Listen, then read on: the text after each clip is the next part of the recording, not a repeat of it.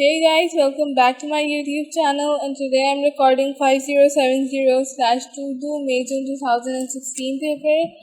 This paper is of 1 hour 30 minutes. So without any further ado, let's get started. In my previous video parts, I have already solved all of these questions and I completed section A and did few questions from section B as well. And today I am solving question number 9 of section B. Question says, carbon monoxide reacts with hydrogen in a reversible reaction. The reaction reaches an equilibrium if carried out in a closed container. Explain in terms of bond breaking and bond forming why is this reaction exothermic. So this reaction is basically an exothermic because if we see over here, we have a negative delta H, and this negative delta H represents that bond breaking absorbs energy. Alright, so bond breaking absorbs energy and bond making is exothermic. Alright, so with this we can prove that less energy has been absorbed and more has been released. That is why it is an exothermic reaction. Part B says when 1 mole of methanol CH3OH is formed, 91 kilojoule of energy is released. Calculate the amount of energy released when 160 gram of methanol is formed. ml of methanol is given. So we'll find the moles of methanol. Alright, and moles of methanol will be like, if we look at 160, and we'll divide by 32. Like, I guess I should solve it here. 160 gram upon 32, and if we calculate it, we'll have 5 moles as the answer. This is the total number of moles, and then this 5 moles, and we have the energy release given as 91 kilojoules. So after calculation, we can deduce that the total energy released, here 91 kilojoule is given. So here we can clearly, after calculation, realize that the total energy released is 455 kilojoules, after which you'll get the answer here. 455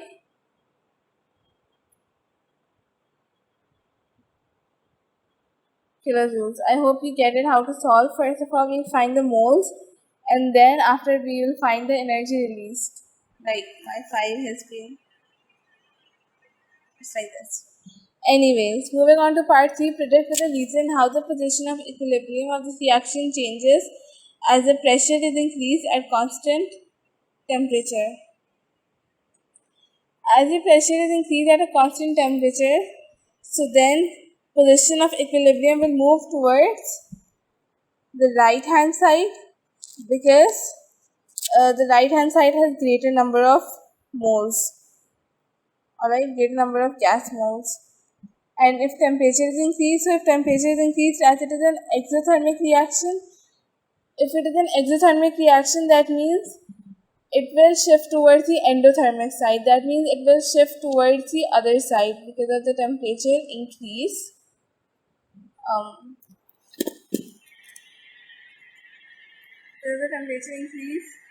This side. Alright, so this is basically, it will move backwards or it will move towards the endothermic side.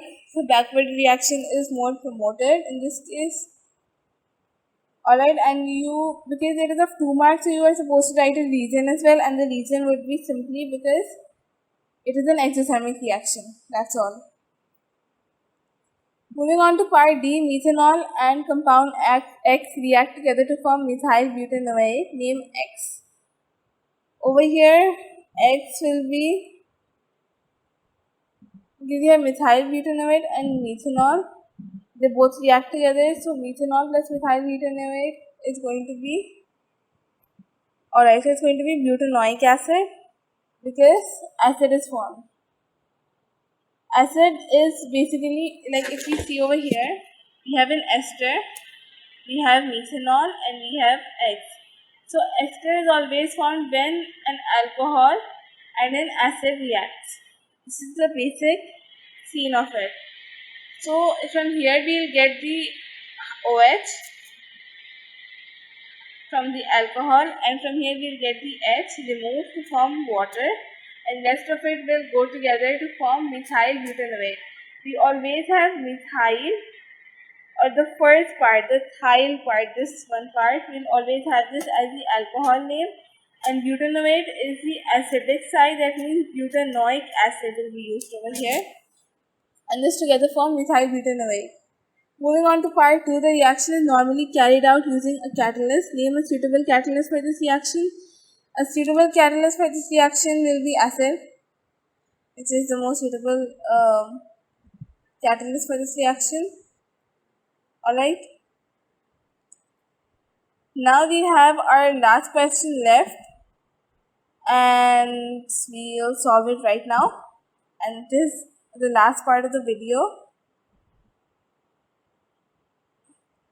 Question number 10 says manganese oxide MnO2 can be used in the preparation of both chlorine and oxygen. Reaction 1 and reaction 2. In reaction 2, manganese oxide acts as a catalyst. Reaction 1 converts chloride ions into chlorine molecules. Explain why this is an example of oxidation. Because as we can see over here, if we calculate over here, so Mn and oxygen, it's like Mn, it's like X for Mn plus 2 minus, that is, this is equals to, alright, okay, one second. Reaction 1 converts chloride ions into chlorine molecules. Okay, we're talking about chloride over here. I'm really sorry. We are talking about chloride over here. I just started finding manganese oxidation. Alright. I'm really sorry for that. Okay, we have HCl, that is chloride over here. Here it is minus 1 because H is plus 1. That means plus 1 plus X is equals to 0. So here X stands for, X is basically representing chloride ion over here. So it is going to be minus 1. X will be equals to minus 1. Then moving on to here. Here we have MnCl2, here we have Cl2. Here we are talking about chloride ions turning into chlorine molecules. So chloride ions turning into chlorine molecules, that means it is 0 over here. This is basically the reaction that we are considering over here as it is given in the question. This is an example of oxidation because here the oxidation state changes from minus 1 to 0, which shows loss of electron or increase in oxidation number. That is why it is an example of oxidation. Moving on to part B. Reaction 1 is investigated using different masses of MnO2. The results are shown in the table. Explain the difference in the volume of chlorine formed. So basically over here, we can clearly understand that here manganese oxide is a limiting reagent. Alright, here we are having same 1 mole per dm cube of HCl, but here this is a limiting reagent. That means the volume of gas is proportional to manganese oxide being formed, or manganese oxide being reacted, or the total mass of manganese oxide here, because we are having the mass of manganese oxide. So the total manganese oxide being reacted, it is proportional to it. So then, that is why we can understand that that if we have greater amount of manganese oxide formed, manganese oxide reacting, so chlorine will be also formed according to it. That is 0.48 dm3. Likewise, we can clearly understand that manganese oxide is the one that is reacting. Manganese oxide is the one that is basically creating a difference in the formation of the product. Alright, thus it is known as a limiting reactant in this condition. Reaction 2. Using different masses of MnO2, the results are shown in the table. Predict the volume of oxygen measured at room temperature and pressure, and 0.87 gram of MnO2 is used. So over here, as you can see, when 1.74 grams of MnO2 is used, so 1.2 gram of oxygen is formed. Alright, and then if we decrease it to half, okay, the results are shown on the table. Predict the volume of oxygen. The volume of oxygen is going to remain same, that is 1.2. Alright, it's going to be 1.2 in the end. Alright, because the volume of oxygen will not be changed. Moving on to part D, chlorine is bubbled through aqueous iron 2 chloride to form iron 3 chloride. Explain with the aid of equation how aqueous sodium hydroxide can be used to distinguish between aqueous iron 2 chloride and iron 3 chloride.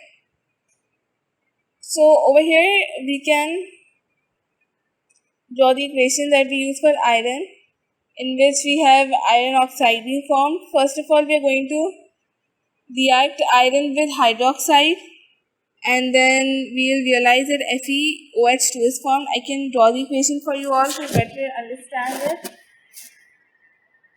The equations over here will be Fe plus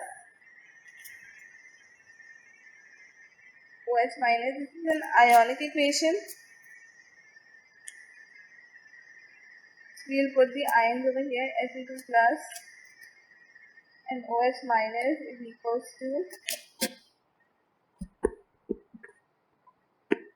FeOH2 being formed. Alright, and for balancing these two over here. So this is showing that iron 2 chloride is formed. When iron 2 chloride is formed, so here we will have a clean precipitate formed.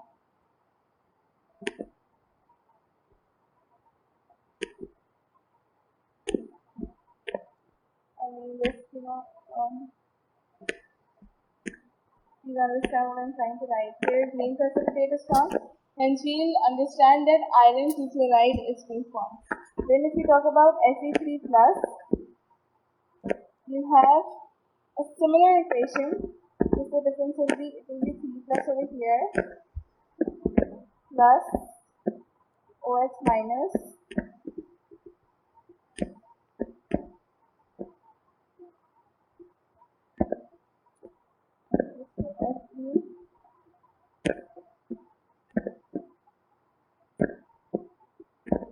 OH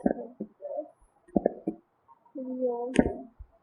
Alright, so we have 3 over here. That's the difference, and over here there will be a different color, and the color is going to be brown.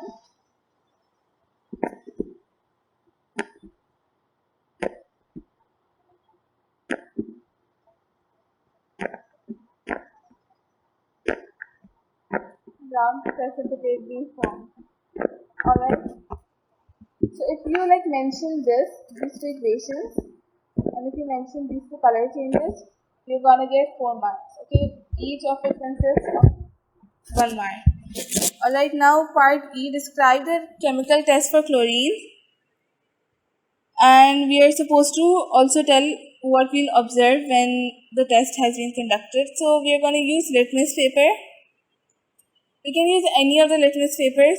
It can be either blue or red, but it should be moist.